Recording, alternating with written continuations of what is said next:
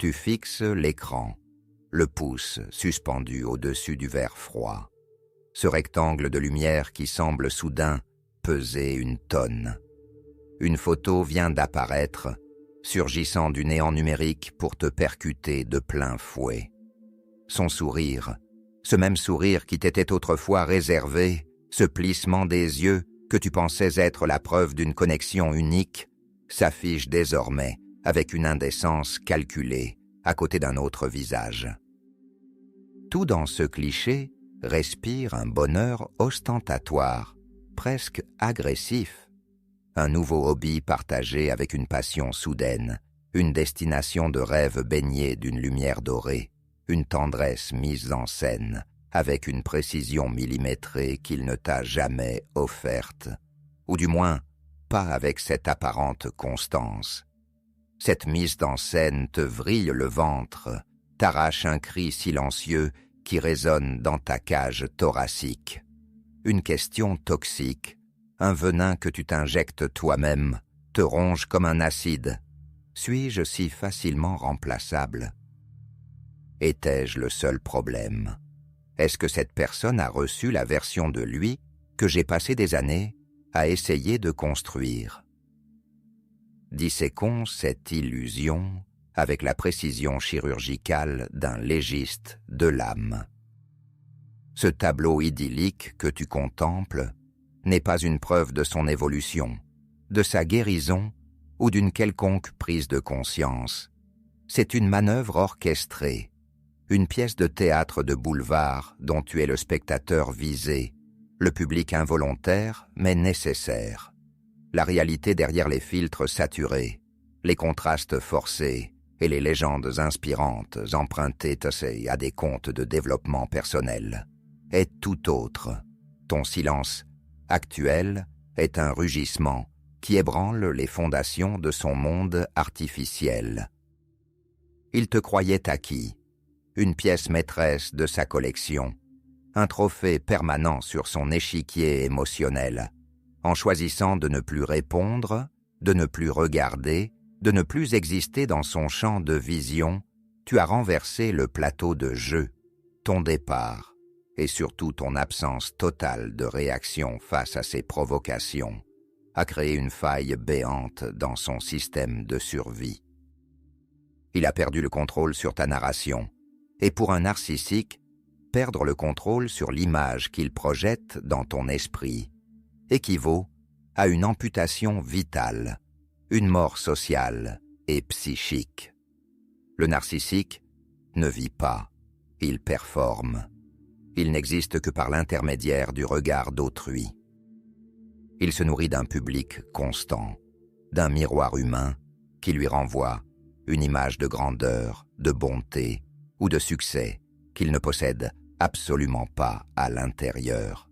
Ce carburant narcissique est son oxygène, sa drogue dure, sa seule et unique raison d'être sans lui, son faux moi, cette construction fragile, ce château de cartes fait de perfection apparente et de puissance feinte ne peut survivre à l'effondrement. En retirant le miroir de ton attention, en coupant ce flux d'énergie que tu lui fournissais par tes larmes, ta colère ou même ton amour, son image se brise instantanément. Cela le renvoie à son propre vide sidéral, à cette noirceur intérieure, ce gouffre de honte et d'insécurité qu'il fuit frénétiquement depuis l'enfance. Beaucoup de victimes s'imaginent, dans un élan de douleur pure, qu'il a enfin trouvé le bonheur ailleurs, qu'il a appris de ses erreurs avec toi pour devenir le partenaire idéal, le prince charmant ou la femme parfaite avec une autre proie. C'est une supercherie monumentale, une illusion d'optique émotionnelle. Cette pensée est le dernier vestige de l'emprise qu'il a sur toi. Elle te maintient dans un purgatoire de doute, te suggérant insidieusement que tu étais la variable défectueuse, la cause unique de sa toxicité. En réalité, ton silence est ta plus grande reprise de pouvoir, ton arme de destruction massive contre son ego. en te rendant totalement inaccessible, physiquement, numériquement et émotionnellement, tu deviens une obsession. Le narcissique suit un cycle immuable, presque biologique, semblable à celui d'un prédateur. Idéalisation, dévalorisation, mise au rebut. Il n'a pas bâti une relation saine avec cette nouvelle personne. Il a simplement changé de décor, de figurant et de script pour une nouvelle saison de la même série tragique. La nouvelle proie est actuellement submergée par un bombardement affectif intensif, une phase de bombardement affectif conçue pour la lier, l'aveugler et la vider de ses défenses naturelles. Il lui envoie des centaines de messages, l'appelle à des heures indues pour lui dire qu'il n'a jamais ressenti ça, lui fait des promesses qu'il a déjà faites à 10 autres avant elle. Mais déjà, dans l'ombre des coulisses, la comparaison avec toi a commencé. Ton absence, ce vide immense que tu as laissé en partant avec ta dignité sous le bras, devient une arme invisible qui sape son nouveau bonheur de façade. Il cherche en elle ce que tu avais, ta lumière, ton intelligence, ta résilience. Et il finit inévitablement par être déçu, car personne, absolument personne, ne peut combler le gouffre sans fond de son ego dévasté. Cette nouvelle personne n'est d'ailleurs que très rarement une rencontre fortuite ou le fruit du destin. Elle est souvent un plan de secours issu de son harem soigneusement entretenu au fil des ans. Une ex-petite amie qu'il gardait sous le coude par des messages sporadiques, un collègue qu'il flattait par des compliments codés, ou une connaissance des réseaux sociaux maintenue dans l'ombre, une amitié ambiguë qu'il cultivait pendant que tu partageais son lit et ses secrets. Ces sources secondaires ou sources éternelles sont activées comme des générateurs de secours dès que le réservoir principal, toi, se tarit ou devient trop difficile à manipuler. Il les garde car elles sont faciles à gérer, souvent marquées par leurs propres blessures, une faible estime de soi ou une naïveté qu'il sait exploiter avec une dextérité de marionnettiste. Elle pensait en être l'exception, celle qui comprendrait, enfin, son âme tourmentée, celle qui changerait le monstre par la force de son amour. Mais elles subissent déjà, derrière les portes closes et les sourires de façade, la dévalorisation subtile, les silences punitifs, les remarques désobligeantes et les mensonges pathologiques que tu as connus jusqu'à la lie. Le narcissique ne revient vers ces personnes que comme un palliatif, un pansement dérisoire sur une plaie béante. Dans son esprit distordu, il est intimement convaincu qu'il pourra te récupérer plus tard, quand il l'aura décidé, selon son propre calendrier. C'est pour cette raison précise qu'il ne t'a jamais offert de véritable clôture, de discussion finale honnête ou d'explication claire. Il a utilisé des phrases évasives, des reproches flous, des colères soudaines ou des au revoir qui ressemblent étrangement à des à bientôt. Il comptait sur ta loyauté indéfectible, sur ton empathie débordante que tu lui as prouvée 1000 fois pour t'accueillir à bras ouverts quand il aurait fini de s'amuser ailleurs ou quand sa nouvelle source serait épuisée. Ta coupure de contact totale, ce fameux « no contact » radical, a été un coup de tonnerre dans son ciel de tyran. Tu as érigé une limite infranchissable, un mur de béton armé là où il pensait trouver une porte de service toujours entr'ouverte. Tu es devenu un bug majeur dans sa matrice de manipulation, une anomalie qu'il ne peut ni ignorer ni résoudre. Leur stratégie initiale était d'une cruauté absolue. Te mettre sur la touche, te laisser mariner dans la culpabilité, le doute de soi et l'attente anxieuse, pendant qu'ils testaient de nouveaux jouets, de nouvelles dynamiques. Pour eux, les partenaires ne sont pas des êtres humains dotés d'une âme, d'une histoire et de sentiments, mais des articles sur un menu, des objets utilitaires destinés à remplir une fonction précise. Ce saut de liane, permanent, passer d'une relation à l'autre, d'un lit à l'autre, sans jamais prendre le temps de l'introspection, du deuil ou de la remise en question, méprise la dignité humaine la plus élémentaire. Ce comportement cause des ravages physiques et psychiques profonds chez les victimes. Anxiété généralisée, stress post-traumatique complexe, CPTSD, perte totale d'estime de soi, brouillard mental, brain fog, voire maladie somatique déclenchée par un taux de cortisol chroniquement élevé. En coupant le contact, tu as débranché leur source d'énergie vitale. Tu leur démontres, par l'acte pur et non par la parole, car la parole est leur terrain de jeu, là où ils excellent dans l'inversion des rôles, que le jeu est fini et que tu as repris les clés de ton existence.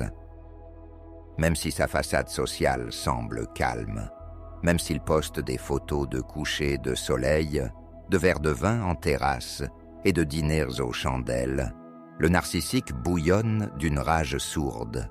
Le chaos éclate inévitablement avec la nouvelle personne, car le narcissique a un besoin viscéral d'un bouc émissaire pour projeter sa propre haine de soi, ses échecs et ses insécurités. Sans toi pour servir de cible habituelle, sans toi pour absorber ses colères noires, ses sarcasmes et ses frustrations quotidiennes, la nouvelle source subit seule et de plein fouet l'intégralité de ses abus. C'est là qu'il réalise, avec une horreur glaciale, que la personne qui fournissait le carburant le plus pur, le plus empathique, le plus intelligent et le plus endurant n'est plus là pour amortir ses chutes. Ironiquement, ton absence te rend parfaite à ses yeux. Il commence à t'idéaliser dans son esprit pour mieux rabaisser l'autre. Il utilisera bientôt ton souvenir comme un fouet pour déstabiliser sa nouvelle proie. Tu n'es pas aussi intelligente qu'elle. Elle, au moins, savait comment me parler quand j'étais stressé. Tu es bien plus compliqué qu'elle ne l'était.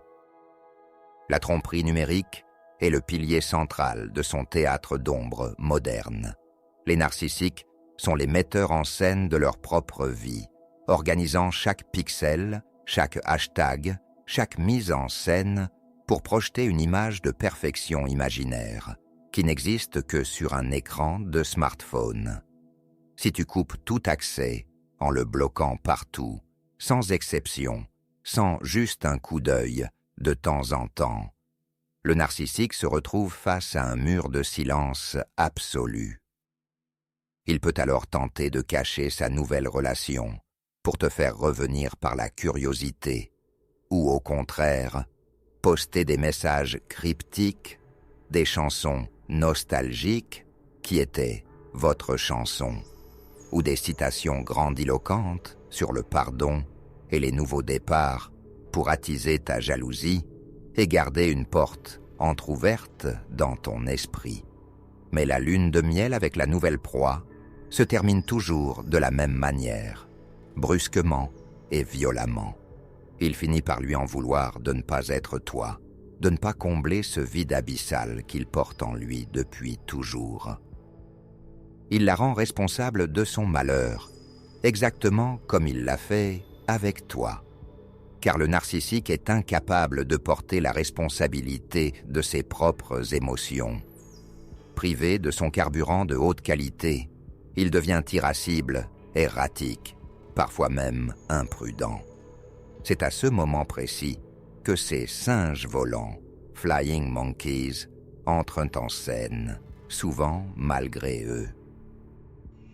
Ce sont ses amis communs, ses membres de la famille éloignés, ou ses connaissances de passage qu'il a manipulées pendant des mois pour qu'il croie à sa version des faits. Celle où il est la victime, et toi, le bourreau instable. Il pourrait te contacter, par pur hasard, pour prendre de tes nouvelles, te raconter à quel point il semble heureux maintenant, ou te suggérer que tout le monde fait des erreurs et mérite une seconde chance. Ne t'y trompe pas, ils ne viennent pas par amour ou par souci pour toi. Ils viennent parce qu'il leur rend la vie infernale, par ses plaintes incessantes, et qu'ils veulent, consciemment ou non, que tu redeviennes son punching ball émotionnel pour qu'il les laisse enfin tranquilles. Ta rupture de contact est perçue par lui comme une humiliation narcissique profonde, une insulte insupportable à son omnipotence. Tu as fait ce qu'il pensait impossible. Tu as survécu, tu as respiré, et tu as commencé à guérir sans lui. Il faut un courage immense, une force de caractère presque surhumaine, pour choisir la liberté et l'inconnu, quand on a été programmé, jour après jour, pour l'esclavage émotionnel et la dépendance affective. Le narcissique joue désormais devant un théâtre vide, les sièges sont déserts, et même s'il essaie désespérément de remplir les premiers rangs avec des figurants de passage ou des connaissances superficielles, l'écho de ton absence résonne sur les murs froids de sa solitude ontologique. La nouvelle personne n'a pas gagné un prix, elle a hérité d'un fardeau, d'un être instable, brisé, obsédé par l'idée de reprendre le contrôle sur ce qui lui a échappé. Toi, pendant ce temps, tu ne te contentes pas de survivre. Tu es en train de bâtir, pierre après pierre, une vie d'authenticité et de vérité. Tu as reconquis ton pouvoir, centimètre par centimètre, larme après larme, pour approfondir ce chemin de libération radicale et transformer cette douleur hurlante en une armure impénétrable. Voici des impulsions vitales à ancrer profondément dans ton quotidien, comme des mantras de survie. Premièrement, écoute la sagesse ancestrale de ton corps. Ton corps est un radar de vérité bien plus fiable que ton cerveau, qui a été lavé, essoré et tordu par des mois ou des années de détournement cognitif. Apprends à identifier tes signaux d'alerte biologique, ces signaux que tu as appris à étouffer pour complaire à l'autre, cette boule au ventre qui apparaît instantanément quand tu vois son nom s'afficher, cette anxiété diffuse qui te serre la poitrine comme un étau, ces insomnies où ton cerveau tourne en boucle sur des détails insignifiants, ces tensions dans les épaules qui ne te quittent jamais. Ton intuition perçoit la manipulation, le mensonge et le danger, bien avant que ton esprit rationnel, encore sous emprise, ne puisse mettre des mots dessus.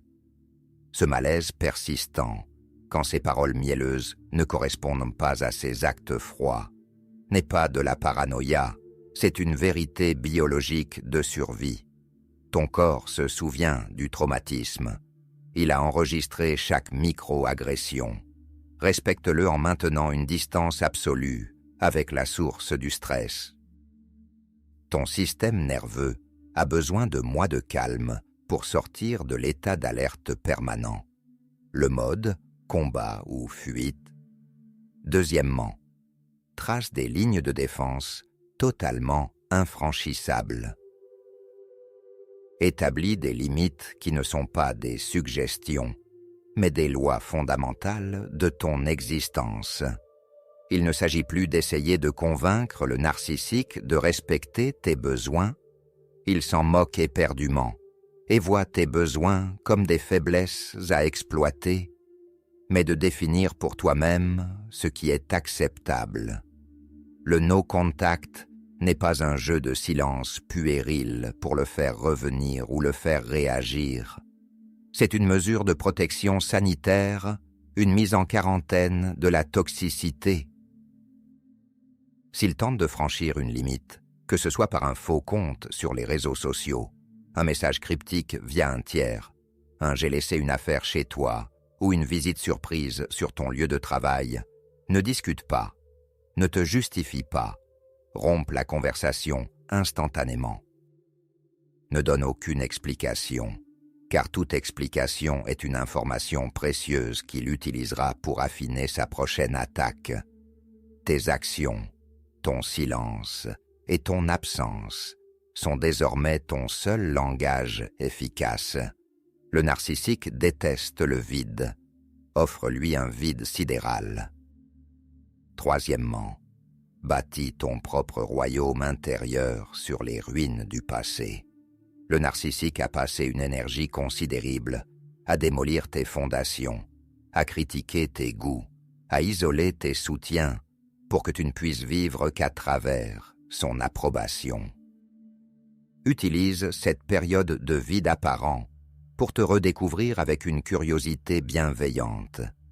Quelles étaient tes passions, ces activités qui te faisaient oublier l'heure avant qu'il ne les étouffe par son mépris ou son désintérêt? Quels amis fidèles as-tu délaissés par épuisement ou par peur de ces scènes de jalousie? Investis massivement, sans compter, dans ta santé physique, ta formation intellectuelle, tes projets créatifs les plus fous, ta croissance personnelle, ton éclat retrouvé, ta peau qui s'illumine à nouveau, et ton bonheur authentique sont ta plus grande victoire et ta seule véritable revanche. Chaque petit progrès, un livre terminé, une promenade en forêt en pleine paix, un rire sincère partagé avec un ami, est une pierre solide posée sur les remparts de ta nouvelle forteresse. Deviens la personne que tu aurais été si tu ne l'avais jamais rencontrée. Quatrièmement, rejoins le cercle des éveillés et brise la loi du silence. L'isolement était l'arme favorite du prédateur. Il t'a fait croire, par des remarques insidieuses, que tu étais seul au monde, que personne ne pourrait jamais te comprendre, que tes réactions étaient disproportionnées ou que tu étais trop sensible. Cherche activement du soutien auprès de professionnels spécialisés dans les traumatismes narcissiques, les violences psychologiques et le lien traumatique. Rejoins des groupes d'entraide, lis des témoignages. Entendre d'autres victimes raconter exactement la même histoire, avec les mêmes mots, les mêmes étapes de séduction et les mêmes tactiques de destruction, est une expérience de guérison d'une puissance inouïe. Cela brise instantanément le poids de la honte et te confirme, une fois pour toutes, que tu n'es pas responsable de sa pathologie. Tu n'es pas la cause, tu es la cible. Demander de l'aide n'est pas un aveu de faiblesse, c'est un acte de guerre déclaré contre l'oppresseur. Cinquièmement, déconstruis méthodiquement le mythe du grand amour. Reviens sur les faits bruts, pas sur les promesses de lendemain qui chantent. Note sur un papier, sans filtre, toutes les fois où il t'a menti effrontément, où il t'a humilié en public ou en privé, où il a ignoré tes appels de détresse, où il a retourné la situation pour te faire passer pour la coupable.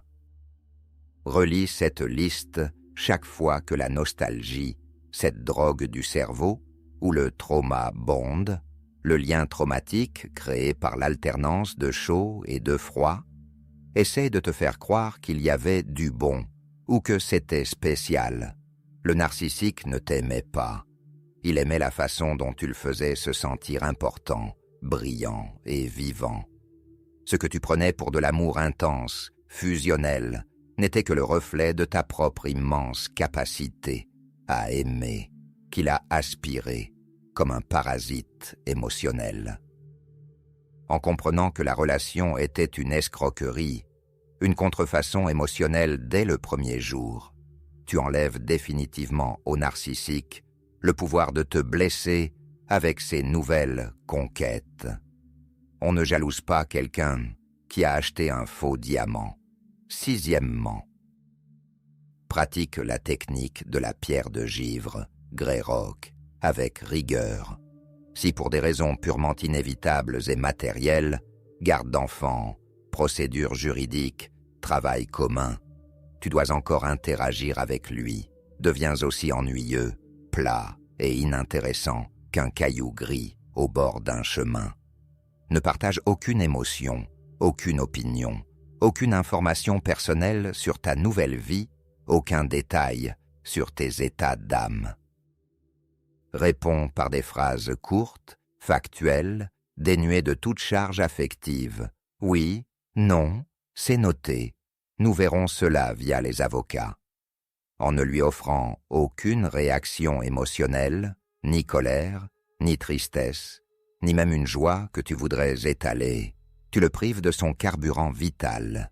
Le narcissique se nourrit de tes réactions, quelles qu'elles soient.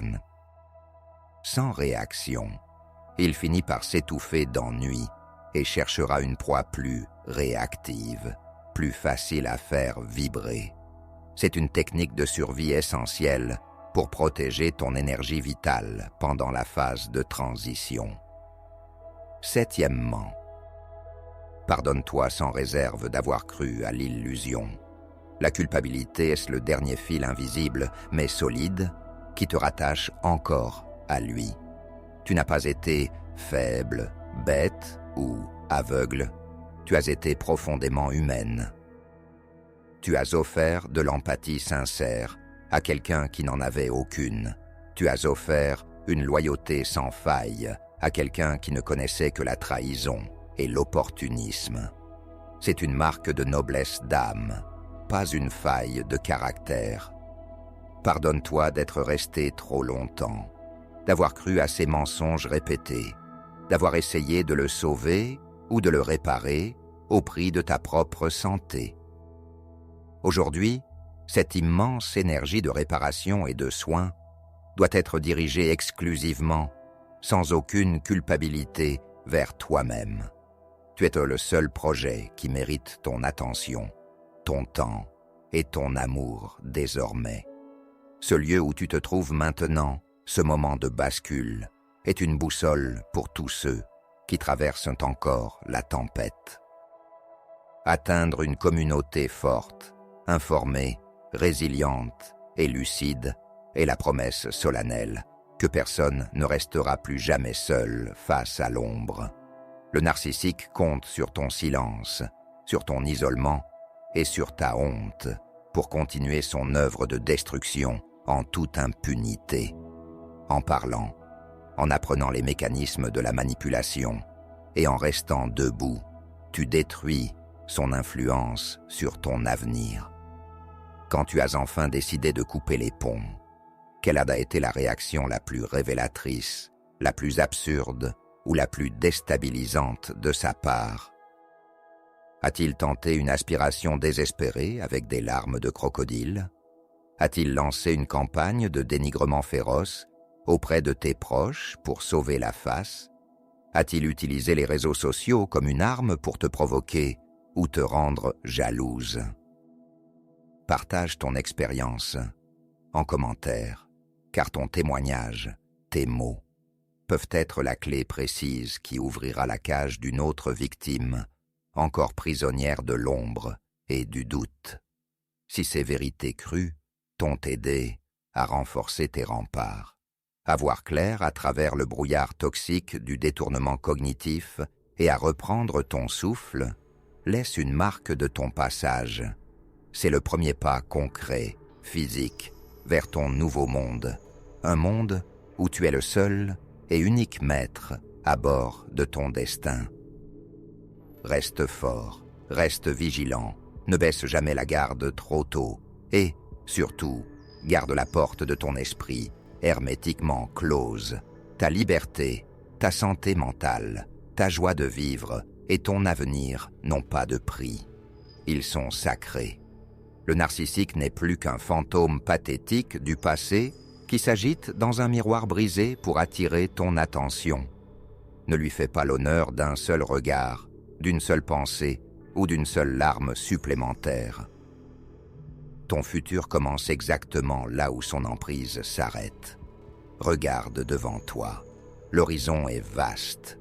Le chemin de la reconstruction est parfois long, semé d'embûches et de rechutes émotionnelles. Mais l'air y est enfin respirable, pur et léger. Chaque jour passé sans son influence est une victoire éclatante, un triomphe de la vie sur l'obscurité. Tu n'es pas seulement un survivant, une victime qui a réussi à s'échapper. Tu es en train de devenir la version la plus puissante, la plus consciente et la plus lumineuse de toi-même.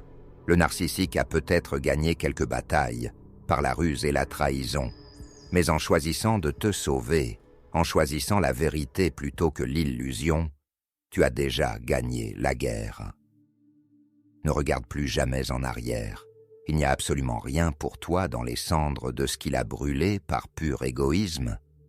Ta vie t'appartient à nouveau, entièrement. Cultive-la avec un amour infini, une patience de chaque instant et une fermeté absolue. Tu es libre, enfin libre,